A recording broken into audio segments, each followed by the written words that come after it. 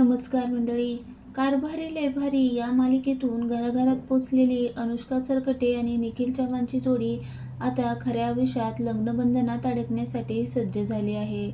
या दोघांसाठी अभिनेते भरत जाधव आणि सुधीर निंबाळकर यांच्या कुटुंबियांनी खास खेळवणाचं आयोजन केलं होतं.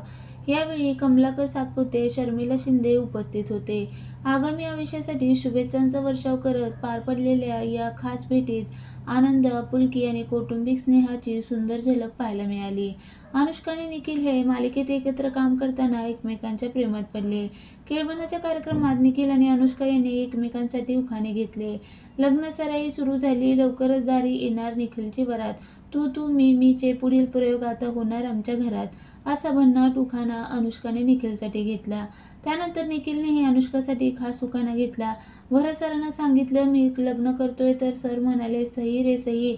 अनुष्का वचन दिले मी तुला, कधी होणार नाही तू तू मी मी, असं म्हणत उपस्थितांनी टाळ्या वाजवल्या.